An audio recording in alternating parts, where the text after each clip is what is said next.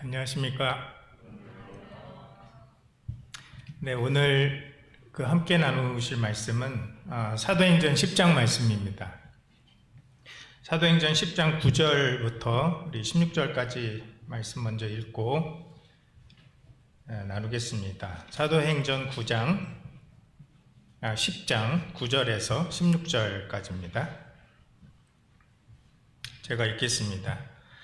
이튿날 그들이 길을 가다가 그 성에 가까이 갔을 그때에 베드로가 기도하려고 지붕에 올라가니 그 시각은 제6시더라.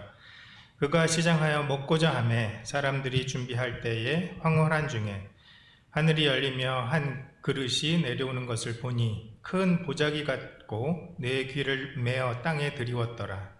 그 안에는 땅에 있는 각종 네 발 가진 짐승과 기는 것과 공중에 나는 것들이 있더라. 또 소리가 있으되 베드로야 일어나 잡아 먹어라 하거늘 베드로가 이르되 주여 그럴 수 없나이다. 속되고 깨끗하지 아니한 것을 내가 결코 먹지 아니하였나이다 한데 또 두 번째 소리가 있으되 하나님께서 깨끗하게 하신 것을 네가 속되다 하지 말라 하더라. 이런 일이 3번 있은 후 그 그릇이 곧 하늘로 올려져 가니라. 이 시간 함께 살펴볼 사도행전 10장 말씀에는 방금 읽은 대로 하나님이 베드로에게 보여주신 그 환상에 대한 이야기가 있습니다. 또 이제 후반부에 가면 로마 군대의 백부장 이 고넬료를 또 만난 그런 이야기가 기록되어 있습니다. 조금 내용을 좀 먼저 살펴보면 10장 1절 그 말씀에 보시면 이 가이사랴에 이제 고넬료라는 사람이 살고 있었습니다. 고넬료는 이 로마 군대의 장교였죠. 그래서 어느 날 하나님의 천사가 이 고넬료에게 나타나서 말했습니다. 요바에 그 사람을 보내서 베드로를 좀 불러와라. 그래서 천사가 이제 떠나자마자 고넬료는 곧 이 베드로를 부르기 위해서 사람들을 요바로 보냈습니다. 한편 이 고넬료가 보낸 사람이 이 요바 근처에 이르렀을 무렵에 베드로는 이제 기도를 하고 있었어요. 그래서 기도를 하는 가운데 그 환상을 보게 되었는데 그 환상의 내용이 저희가 함께 읽은 그 말씀입니다. 함께 읽은 말씀 중에 10장 11절 말씀 보시면 환상 중에 베드로는 이제 하늘이 열리고 보자기 같은 것이 이렇게 하늘에서 내려오는 것을 보았습니다.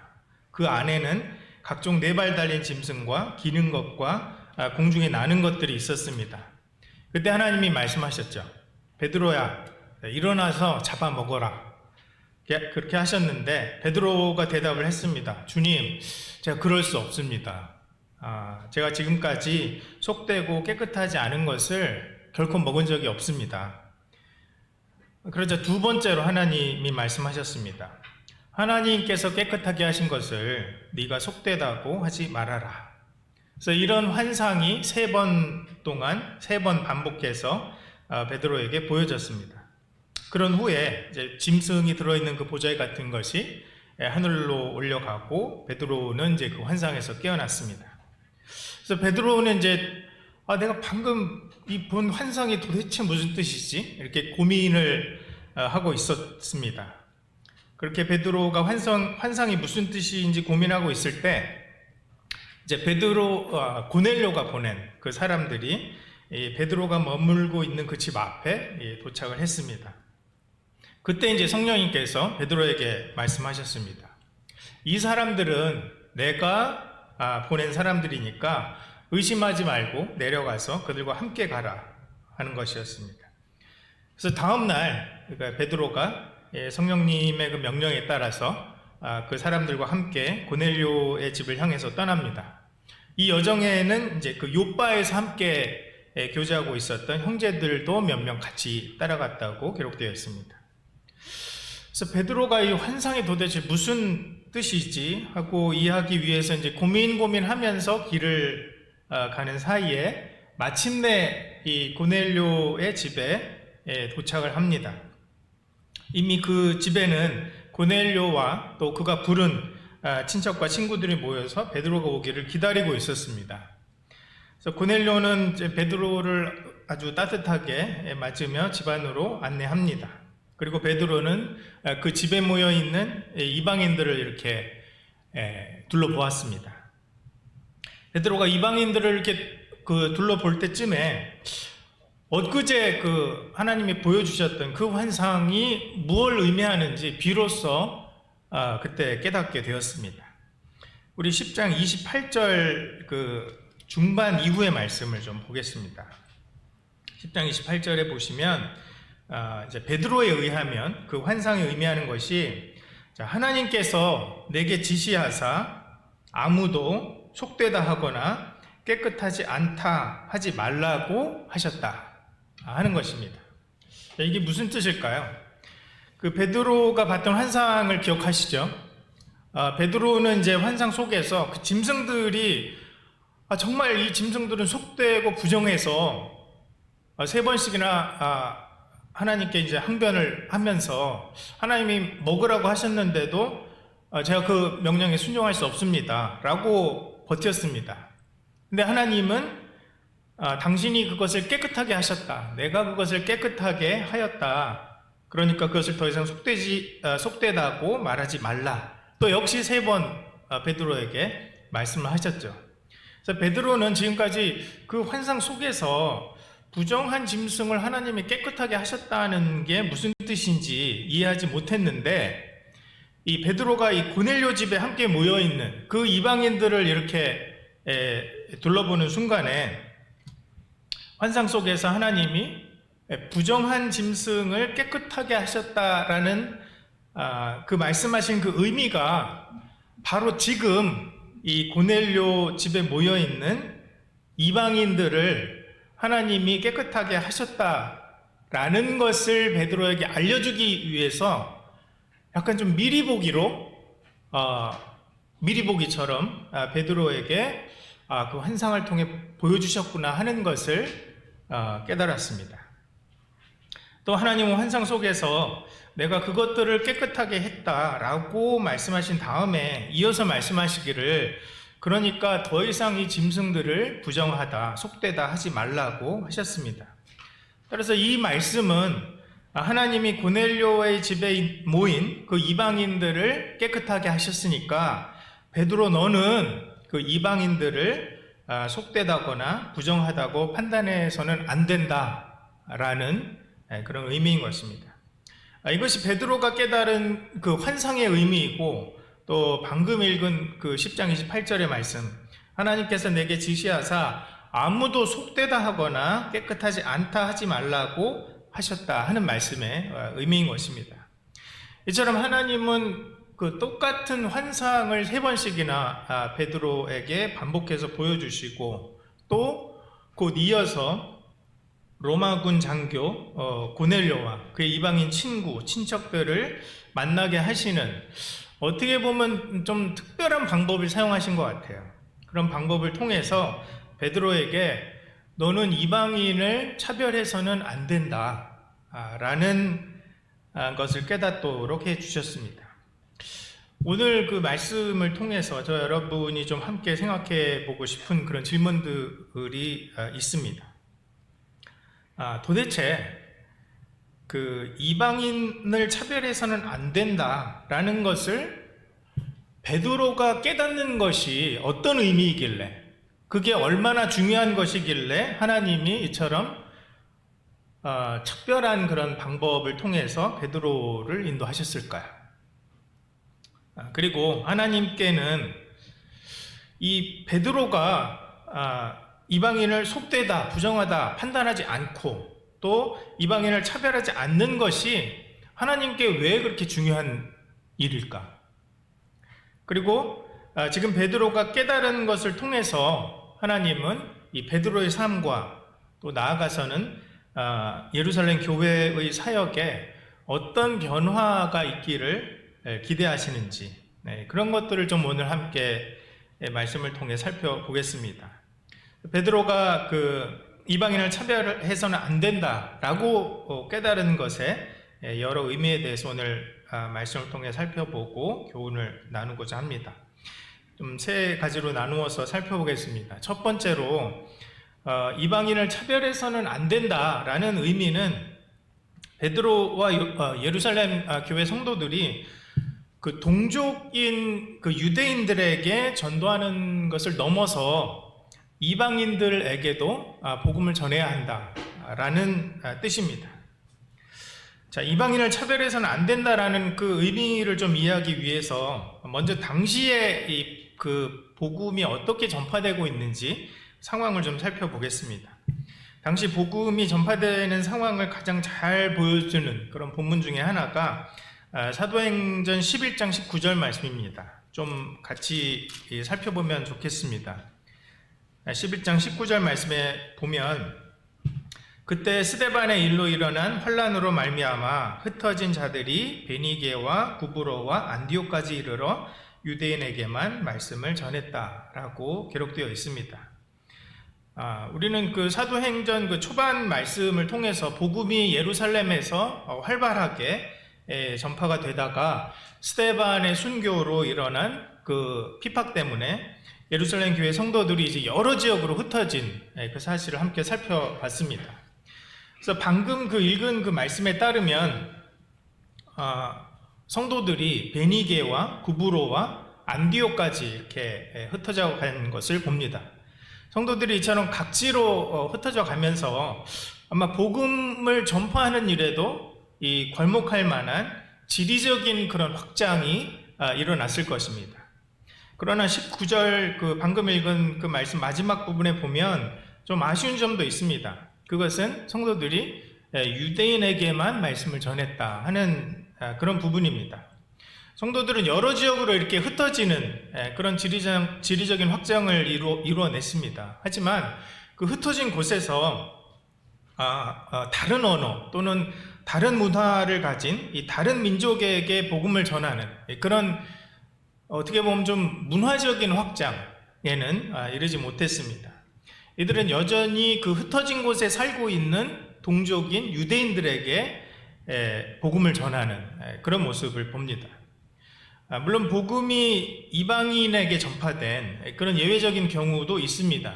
예를 들면 사도행전 8장에서 박해가 시작된 직후에 흩어진 성도들 중에 빌립이라는 성도가 있었죠. 그래서 빌립은 당시로는 이방인이나 다름이 없었던 그 사마리아 지역에서 사마리아 사람들에게 복음을 전했습니다. 또 예루살렘을 방문한 에디오피아 관리에게도 복음을 전했습니다. 하지만 이런 그 경우가 일반적인 경우가 아니라 예외적인 경우였음을 오늘 말씀을 통해서 알게 됩니다. 자, 이처럼 당시는 이제 복음이 각지로 그 퍼져 나가기는 했지만 여전히 그 복음을 들어야 하는 그런 타 문화, 타 언어, 타 민족에게는 미치지 못했습니다. 그래서 복음은 유대인들에게만 전해지고 있습니다. 자, 일반 성도들이 유대인에게만 복음을 전했다는 것을 우리가 알게 되었는데, 그렇다면 베드로는 어땠을까요? 베드로도 아마 다른 성도들처럼 유대인들에게만 복음을 전했을까요? 아니면 예외적으로 이방인들에게도 복음을 전했을까요? 이 베드로가 환상을 보고 고넬료를 만나는 것이 이제 그 10장의 내용인데, 그 바로 앞에 있는 이 9장 32절에서 43절의 말씀을 보시면 베드로가 이 루다와 요바에서 사역하고 있는 모습이 기록되어 있습니다. 먼저 9장 32절을 좀 보시면 베드로는 이 사방으로 두루다니며 사역하고 있다. 그런 모습을 볼 수 있죠. 베드로는 여러 지역을 방문하면서 귀한 사역을 했고, 그로 인해서 많은 사람이 주님을 믿게 되는 그런 귀한 열매들을 맺었습니다. 그러나 베드로에게도 좀 아쉬운 면이 있는 것 같습니다. 9장 32절 그 후반절을 보시면 베드로는 루다에 있는 성도들에게 갔다, 이렇게 기록이 되어 있고, 또 38절에서도 베드로는 요빠 교회 성도들이 이렇게 베드로를 요청해서 그 요청을 받아서 요빠로 가는 그런 모습을 봅니다. 그래서 앞서서 우리가 그 흩어진 성도들이 유대인에게만 복음을 전했다는 것을 살펴본 것과 마찬가지로 베드로도 여러 지역에 이렇게 흩어져 살고 있는 그런 유대인 성도 또는 유대인 구도자들을 주요 대상으로 이렇게 사역을 했던 것을 알 수 있습니다. 그래서 저는 여기서 어떤 그 베드로와 초대교회 성도들이 동족인 그 유대인들에게 복음을 전하고 말씀을 교제하는 것이 어떤 의미에서건 가치가 덜한 일이거나 또는 의미가 충분하지 않은 일이다라고 말씀드리는 것이 아닙니다. 예수님의 복음을 듣고 나면 제일 먼저 생각나는 사람이 가족입니다. 친척이고 친구입니다. 그래서 아마 그것은 공통적인 그런 일일 것입니다. 그래서 주위에 있는 가까이에 있는 사람들로부터 시작을 해서 복음을 전하는 것은 매우 자연스러운 일이고 또 하나님께서 기뻐하시는 일임에 틀림이 없습니다. 지금도 가족과 그 친구들의 구원을 위해서 기도하면서 그 인내함으로 수고하시는 우리 성도님들의 소원을 하나님이 속히 이루어 주시기를 기도합니다. 자, 지금까지 우리는 이 사도행전 그 10장에서 베드로가 이방인을 차별하지 말아라 하는 그 말씀을 깨닫는 것이 왜 중요한지, 그런 어떤 의미를 담고 있는지 알아보기 위해서 당시에 이제 복음이 전파되고 있는 그런 상황을 살펴보았습니다. 방금 살펴본 대로 이 당시에 사도 베드로와 성도들은 각지로 흩어지기는 했지만 여전히 유대인들에게만 복음을 전했던 것을 알 수 있습니다. 그래서 이처럼 복음이 각지에 흩어진 유대인들에게만 전해지고 있었다면 우리는 하나님이 왜 어떤 그 특별한 방법을 통해서 사도 베드로에게 이방인을 차별하지 말아라 라고 라는 것을 깨닫도록 이끄셨는지 조금은 이해할 수 있게 됩니다. 그래서 하나님은 이 복음 전파에 있어서 이방인들이 배제되고 또 차별을 받는 그런 상황이 더 이상 지속되지 않기를 바라고 계셨습니다. 하나님은 유대인들에게만 복음을 전하는 성도들이 하루빨리 이방인들에게도 복음을 전해줄 것을 기대하고 계셨습니다. 그래서 그런 기대를 가지고 하나님은 베드로에게 환상을 보여주시고 또 고넬료를 만나게 하셔서 하루빨리 이 유대인뿐만 아니라 이방인에게도 복음이 전해지기를 원하셨습니다. 그래서 하나님은 유대인이 성도로 더해지는 것을 기뻐하시는 것만큼이나 이방인들도 복음을 듣고 하나님의 자녀가 되는 것을 보기 원하셨습니다. 이 유대인들 가운데서 예수님의 이름으로 병이 낫고 죽은 자가 다시 살아나는 그런 기적을 통해서 하나님이 영광을 받으시는 것만큼이나 이방인들 가운데서도 동일하게 하나님의 이름이 높여지기를 원하셨습니다. 또 뿔뿔이 흩어져 있는 그 유대인 성도들이 동족인 그 유대인들에게 전도하는 것을 원하시는 것만큼이나 한 걸음 더 나가면 만날 수 있는 그 이방인들에게도 복음을 전하기 원하셨습니다. 그래서 이 사도행전 10장의 그 환상은 이런 맥락에서 베드로에게 주어졌습니다. 루다와 욥바 등 여러 지역을 방문하면서 유대인들에게 사역하고 있는 그 베드로에게 하나님이 그것을 기뻐하시는 일임에는 틀림이 없지만 하나님의 말씀은 단지 이웃과 동족인 그 유대인들에게만 국한되어 있지 않다는 것을 이 환상을 통해 베드로에게 말씀해 주셨습니다. 하나님의 마음은 정말 이렇게 좀 아름아름으로는 복음을 들을 수 없는 그런 이방인들, 그런 그 가족과 친구와 이웃을 만날 수 없는 그런 이방인들에게도 있다는 것을 베드로가 알기 원하셨습니다. 그리고 정말 사돈의 팔촌, 또 그 사람들의 사돈들의 모든 팔촌들을 다 찾아도 복음 한 줄을 알고 있는 유대인을 찾을 수 없는 그런 이방인들에게도 복음을 전하기를 하나님이 원하셨습니다. 그런 하나님의 마음을 베드로가 깨닫기를 원하셨습니다. 그리고 그리고 초대교회 그 성도들이 이미 그들 곁에 살고 있는 그런 고넬료에게 복음을 전하고 또 열방에 흩어져 있는 그런 이방인을 찾아 나서서 복음을 전해주기를 바라고 계셨습니다. 사도행전 10장의 이 환상을 통해서 하나님은 이 베드로와 성도들에게 세계 선교의 명령이죠. 세계 선교의 명령을 다시 한번 보여주시고 새롭게 깨달을 수 있도록 또 순종할 수 있도록 그런 계기를 마련해 주셨습니다. 사랑하는 우리 성도 여러분, 하나님은 저와 여러분이 가족과 이웃에게 복음을 전하기 위해서 하는 모든 수고를 기억하실 뿐 아니라 그 수고에 대해서 분명히 상 주실 것입니다. 하지만 동시에 하나님은 우리의 마음과 수고가 우리의 가족과 이웃을 넘어서서 우리와는 다른 언어를 사용하고 다른 문화 가운데 있는 다른 민족들에게도 확장되기를 원하십니다. 주위에 복음의 선한 의도를 갖고 다가와 줄 그런 가족, 그런 이웃이 없는, 가까이도 없고 멀리도 없는 그런 사람들에게 저와 여러분이 가거나 또는 함께 동역함으로 복음을 전해주기를 원하십니다. 우리 삶에 붙여주신 그런 고넬료와 같은 사람이 저와 여러분의 삶 가운데 있습니까? 하나님이 원하시는 만큼 우리의 시선을 넓혀가시는 그런 저와 여러분이 되시기를 바랍니다. 두 번째로, 이방인을 차별해서는 안 된다는 말의 의미는 베드로와 예루살렘 교회 성도들이 만유의 주님이신 예수님을 통해서 선포된 평화의 복음을 전해야 한다, 이방인에게 전해야 한다라는 의미입니다.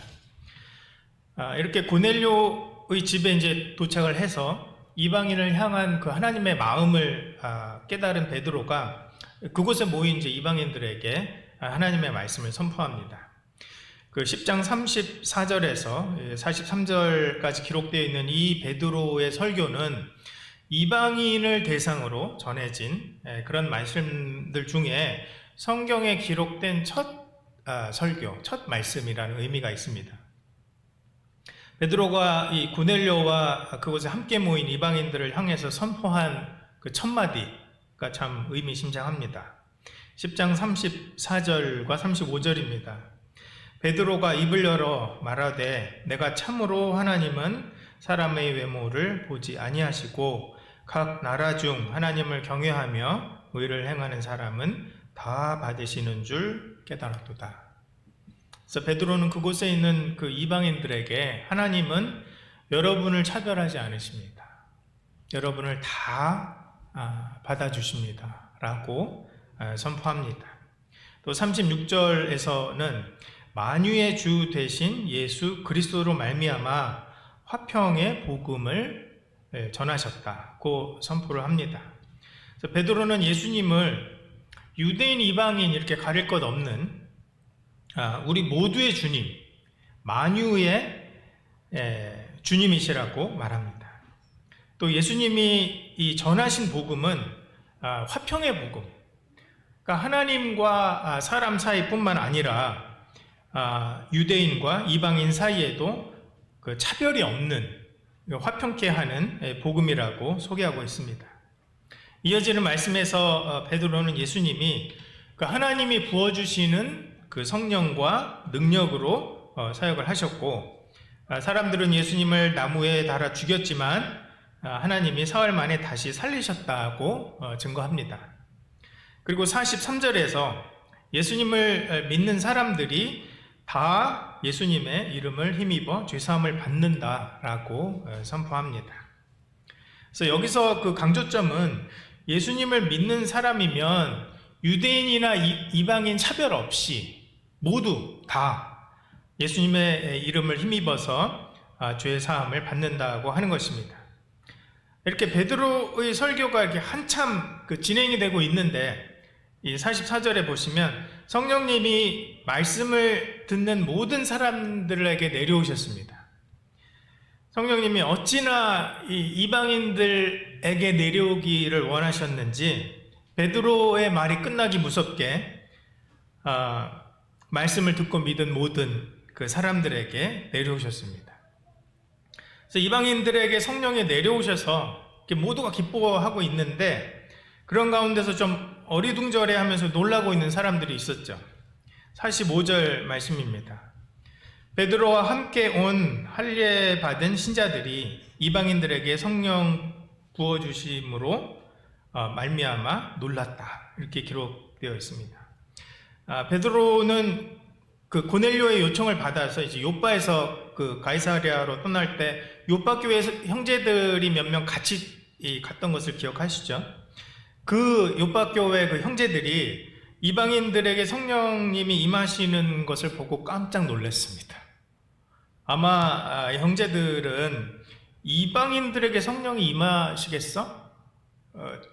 전혀 그 예상을 못했던 것 같아요. 근데 한 가지 좀 여기 좀 흥미로운 것은 사도행전의 저자인 누가 자신은 이방인이었죠. 이방인인데 이 구절에서 요빠 형제들을 이렇게 지칭할 때 할례 받은 신자들이라고 이렇게 지칭하는 것을 봅니다. 그래서 얼마든지 좀 요빠에서 온 형제들, 요빠에서 온 성도들 이렇게 좀 중립적으로 그렇게 느껴지는 표현을 사용할 수 있었을 텐데 굳이 이들을 할례 받은 신자들이다 이렇게 그 지칭을 했습니다. 아마도 이방인인 누가는 이 표현을 통해서 이 사람들이 조금에 대해서 이렇게 좀 특별한 뉘앙스를 전달하려고 했던 것 같습니다. 자, 46절에서 이제 그 예수님을 믿고 성령의 임재를 경험한 그 이방인들이 방언을 말하며 하나님을 높였다, 이렇게 기록되어 있습니다. 사도행전에서 사용된 이 방언이라는 말은 대부분은, 전부 다는 아닙니다만 대부분은 외국어를 의미합니다. 아마 여러분은 사도행전 2장에서 사도들에게 오순절 그 성령이 임하셨을 때 지금 고넬료의 집에서 일어나고 있는 것과 똑같은 일이 일어났던 사실을 기억하실 겁니다. 오순절 성령이 그 사도들에게 임하시고 나서 사도들이 방언으로, 그러니까 사도들이 자기들이 지금까지 한 번도 배워본 적이 없는 그런 외국어로 하나님의 말씀을 전했습니다. 그 사도들의 방언이 외국어였음을 보여주는 증거는 그러니까 당시 그 오순절을 맞아서 그 유대인들이 전 세계에서 모여들었죠. 그리고 사도들이 이제 말씀을 전하는 것을 듣고 이 사람들이 어떻게 내가 태어난 그 지역의 말을 하고 있지? 하고 깜짝 놀란 그것을 알 수 있습니다. 그래서 이를 통해서 우리는 그 사도들의 방언이 당시 실제로 사용되고 있던 그러나 사도들이 전혀 배워본 적이 없는 그런 외국어였던 것을 알 수 있습니다.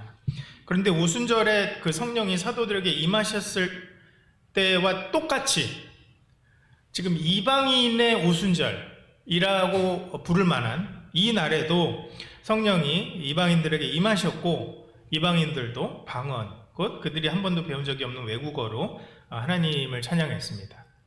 그래서 이 같은 그 방언은 초대교회 그 시기에 성령님이 그들 가운데 임재하셨다라는 것을 나타내는 증표로 특별히 사도행전 전반부에 자주 사용되고 있습니다. 저와 여러분이 이 초대교회 성도들보다 유리한 점이 하나 있습니다. 그것은 저와 여러분이 신약 성경을 가졌다는 것입니다. 우리는 우리 삶의 모든 영역에 있어서 하나님의 뜻을 분별하고자 할 때 우리를 하나님의 뜻 가운데로 안내해 줄 그런 명확한 기준이 있습니다. 바로 신구약 성경입니다. 그러나 초대교회 성도들에게는 구약 성경은 있었지만 신약 성경은 아직 완성되지 않은 그런 상태였습니다. 그렇기 때문에 하나님은 초대교회 그 시기에 성령님이 임하셨다는 것을 나타내기 위한 증표로 성도들이 방언을 사용해서 하나님의 말씀을 전하거나 하나님을 찬양하도록 하셨습니다. 이는 그 신약 성경이 완성되어가는 그 과도기를 살았던 그런 초대교회 성도들을 위해 하나님이 한시적으로 사용하신 그런 방법으로 분별합니다. 그러나 오늘날과 같이 그 어떤 증거보다도 확실한 이 신구약 그 성경에 있는 저와 여러분에게는 하나님이 그 초대교회 하셨던 것과 같이 성령 임재의 증거로 어떤 방언을 할 능력을 주실 필요가 더 이상은 없으신 것입니다. 성령 임재의 어떻게 보면 더 확실한 증거는 이 말씀에 기록된 대로 우리 삶에서 성령의 열매를 지속적으로 맺으면서 살아가고 있는지 여부이겠죠. 그래서 물론 하나님은 전능하시기 때문에 우리가 방언으로 말할 필요가 있으면 우리를 그렇게 할 수 있도록 하실 것입니다. 그러나 하나님은 우리가 그런 그 외적으로 드러나는 것에 집중하고 또 그런 것들을 의지하기를 원하지 않으십니다. 그보다는 우리가 하나님이 우리를 위해 주신 이 변치 않는 신구약 그 성경 말씀을 통해서 하나님을 인격적으로 알아가고 교제하고 하나님을 더 깊이 신뢰하기를 원하십니다. 그래서 이처럼 그 베드로의 말씀을 듣고 믿은 이 고넬료와 그의 친척들은 이제 모두 성령의 임재를 경험하고 그 침례를 받습니다. 사랑하는 우리 성도 여러분, 이 차별이 없으신 하나님, 또 만유의 주님이신 예수님, 또 화평의 복음, 또 이방인에게 임한 성령님, 그 베드로의 시선이 이 유대인의 경계를 넘어서서 이방인에게로 이렇게 확장이 되니까 그동안 이 복음 안에 어떻게 보면 꽁꽁 숨겨져 있던 그런 그 새로운 의미들이 드러나는 것입니다. 이방인에게 하나님의 그 마음이 있다는 것을 깨닫고 이방인에게 복음을 전하고 선교할 때 그동안 우리 안에서 있었기 때문에 볼 수 있던 것을 넘어서는 그런 놀라운 일들을 베드로가 깨닫는 것을 보게 됩니다.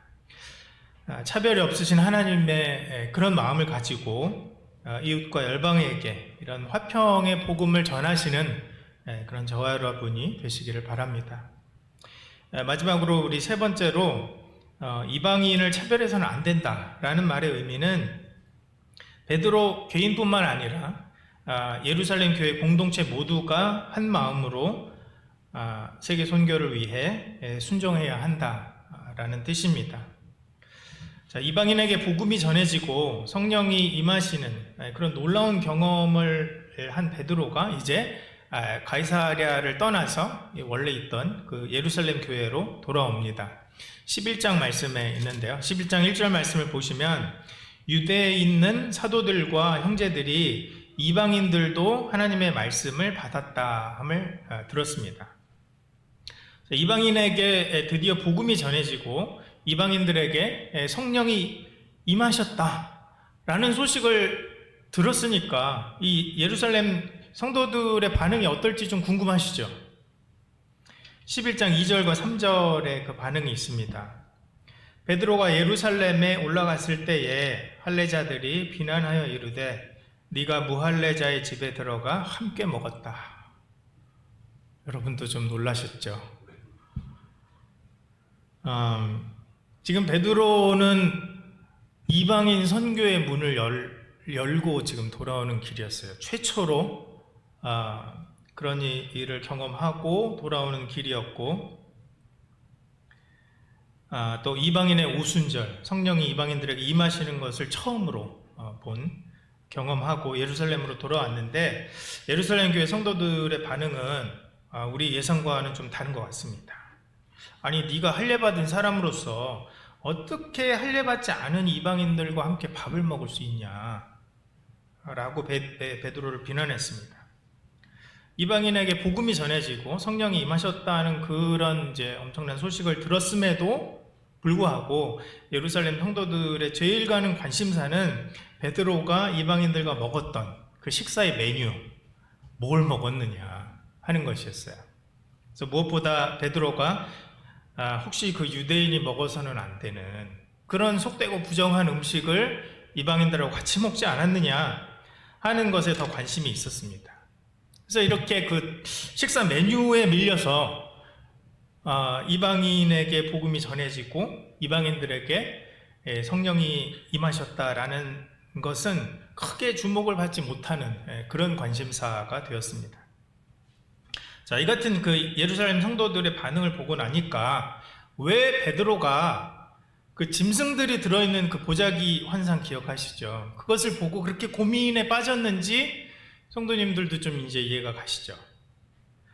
앞서 살펴본 대로 하나님이 이 베드로가 부정하다라고 생각하는 그 짐승들을 잡아 먹으라고 하셨을 때 베드로는 그럴 수 없다라고 이제 거절을 했는데 그 짐승들이 속되고 부정하기 때문입니다라고 하는 것이 표면적인 이유였습니다. 네, 하지만 어쩌면 베드로가 그 하나님의 음성을 들으면서도 불순종할 수밖에 없었던 그런 더 큰 이유는 아마도 그 순간에 이 동족인 유대인 형제 자매들의 얼굴이 이렇게 떠올라서였을지도 모르겠어요. 내가 만약에 이 부정한 음식을 먹었다고 소문이라도 나면 성도들이 뭘 할까? 이런 것이 아니었을까? 그래서 우리는 베드로의 그런 생각이 결코 지나친 우려가 아니었다라는 것을 지금 이 예루살렘 교회 성도들의 반응을 통해서 확인을 하게 됩니다. 자, 이런 그 예루살렘 교회 성도들에게 베드로는 어떻게 반응을 했을까요? 11장 4절 말씀입니다. 베드로가 그들에게 이 일을 차례로 설명해 주었습니다. 베드로는 성도들이 그 자신을 비난함에도 불구하고 이 일이 어떻게 된 것인지 처음부터 차근차근 설명해 주기로 합니다. 성도들의 비난 섞인 반응을 보면서 아마 베드로도 스스로 환상 중에서 자기도 하나님이 하라고 하셨는데 할 수 없다고 했잖아요.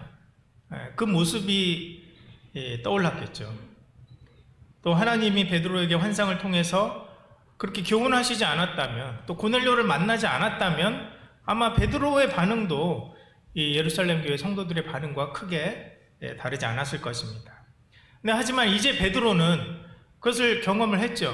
하나님이 깨끗하게 하신 이방인들을, 하나님이 깨끗하게 하신 그 이방인들이 먹는 이 음식을 그저 겉모습만 보고 속되다, 부정하다 이렇게 판단해서는 안 된다는 것을 배웠습니다. 그리고 베드로는 자신이 하나님으로부터 배운 그것을 성도들과 함께 나누기 원했습니다. 그래서 베드로는 자기가 본 그 환상으로부터 시작을 해서 고넬료를 만나고 그 집에서 일어난 일들까지 모든 것을 이제 성도들에게 말해 주었습니다. 그렇다면 베드로의 설명을 들은 이 예루살렘 교회 성도들에게는 변화가 있었을까요? 11장 그 18절 말씀입니다. 그들이 이 말을 듣고 잠잠하여 하나님께 영광을 돌려 이르되 그러면 하나님께서 이방인에게도 생명 얻는 회개를 주셨도다 하니라. 그래서 어쨌든 이방인 교회 예루살렘 교회 성도들도 이방인들을 위한 그 하나님의 마음을 이제 이해하게 됩니다.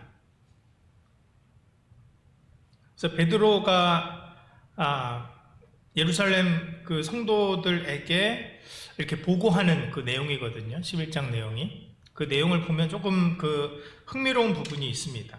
베드로는 성령님이 이방인에게 임하시는 그런 부분을 이제 그 성도들에게 설명을 하면서 예수님이 하신 그 말씀을 한 구절 이렇게 인용합니다.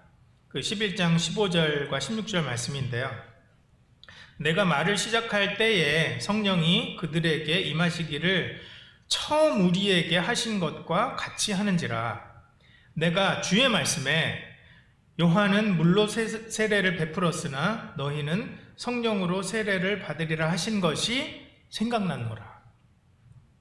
그래서 베드로는 이방인들에게 성령이 임하실 때 그 모습이 우리 유대인들에게 오순절에 성령이 임하실 때와 똑같았다라고 성도들에게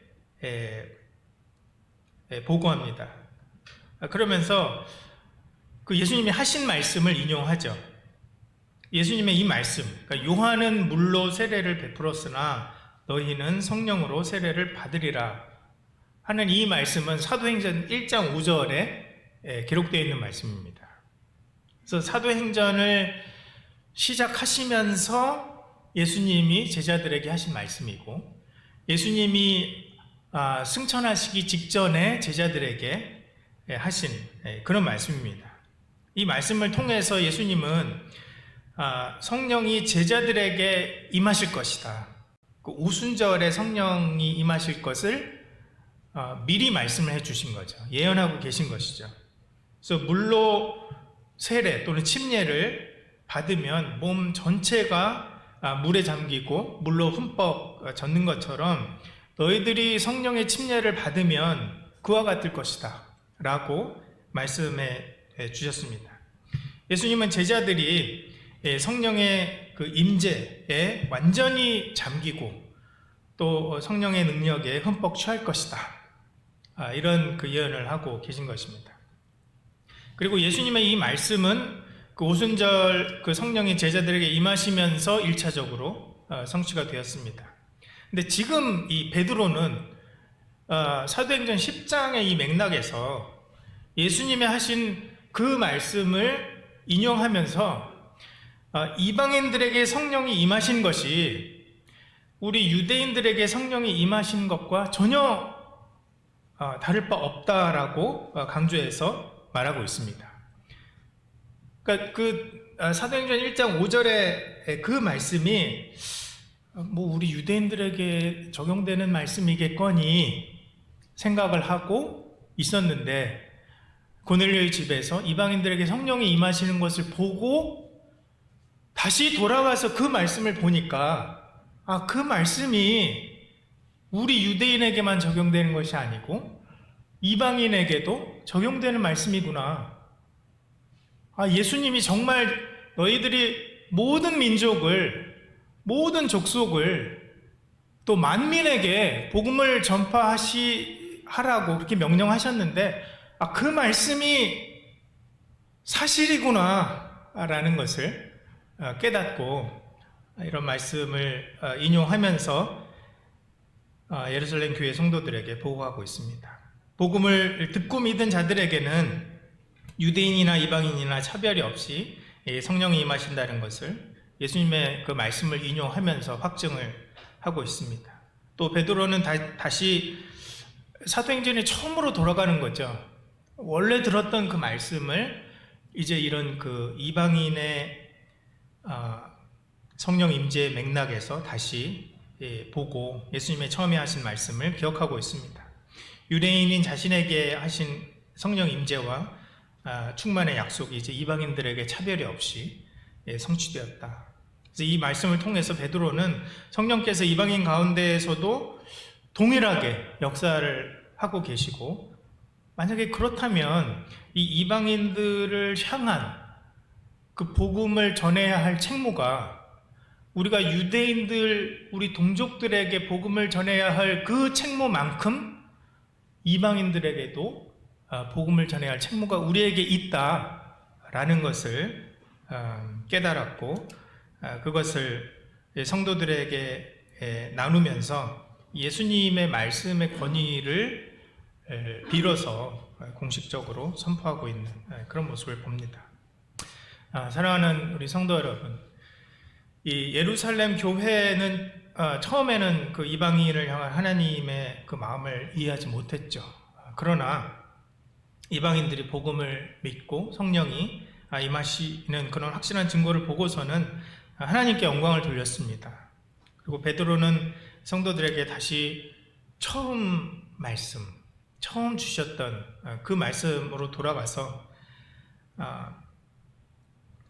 예수님의 말씀을 살폈습니다. 예수님의 말씀이 어떻게 자기 자신들에게, 유대인들에게 이루어졌을 뿐만 아니라 이방인들에게도 이루어졌는지, 그리고 그렇다면 정말 어떻게 모든 민족과 모든 족속과 만민에게 이루어질 것인지 하는 것을 깨닫게 되었습니다.